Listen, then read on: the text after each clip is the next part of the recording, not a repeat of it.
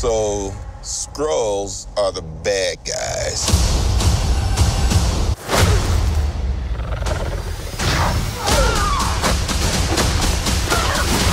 Initially, there were a lot of bad reviews about this movie.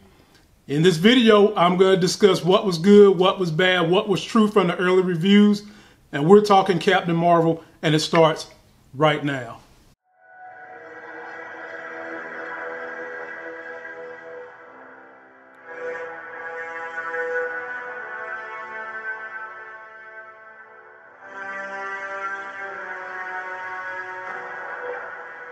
In time, you will know what it's like to lose.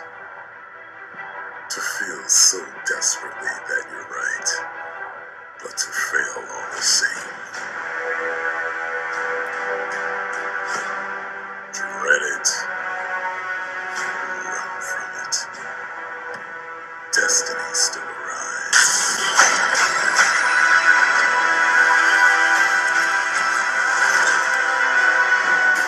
What's good, YouTube? You're in the building with the all-knowing, and loving, all feeling, all seeing, all powerful. Just damn all everything. The sexy as hell host. Bringing you a life game movie review.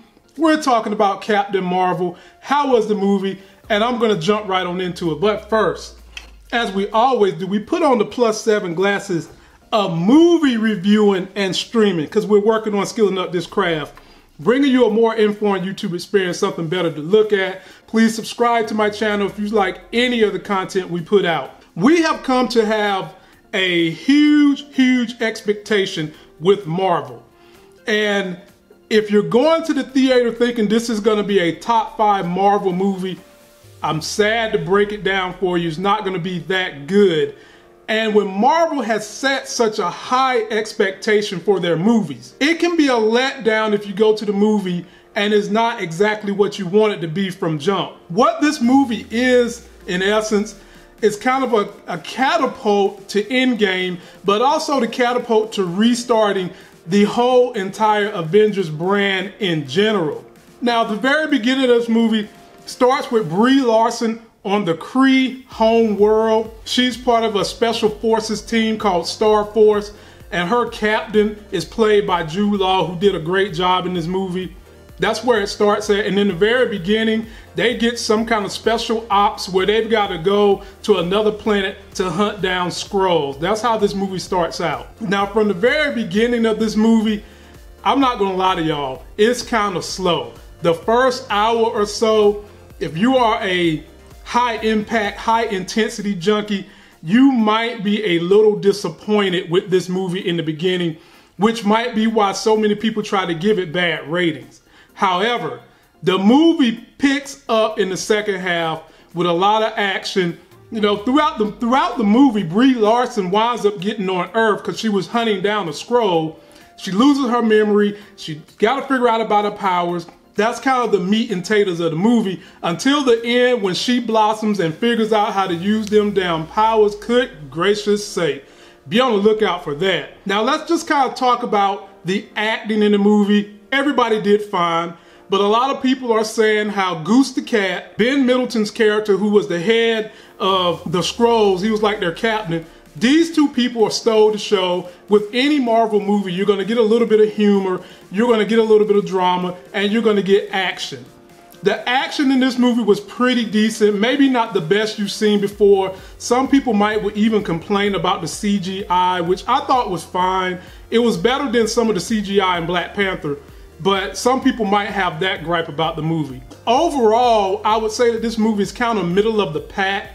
So if you like Ant-Man and you like Doctor Strange, because you remember Doctor Strange started kind of slow, Ant-Man started kind of slow, but it picked up close to the end, and you'll like this movie.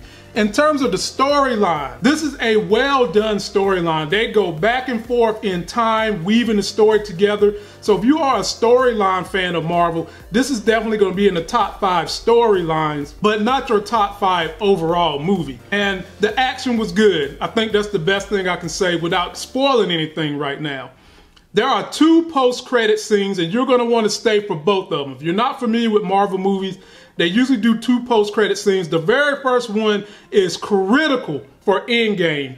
That is going to get you hyped. that is going to get you ready, and it's going to kind of let you know what's going to be happening with Brie Larson in the future as they're starting to make this transition to new Avengers, and also stay and catch that last post-credit scene. Overall, on a life gain scale, I am going to go see this movie. You see I'm wearing the Marvel hat, but for a whole score, I'm going to give this 6.5 total score. You will be entertained.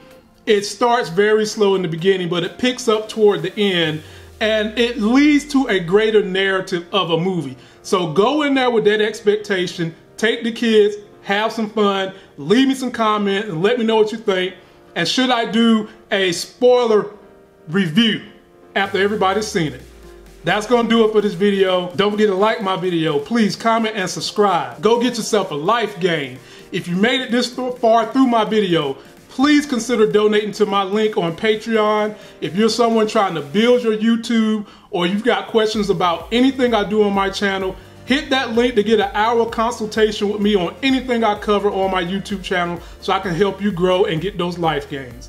And until the next Sex is Hell video, I'll see you.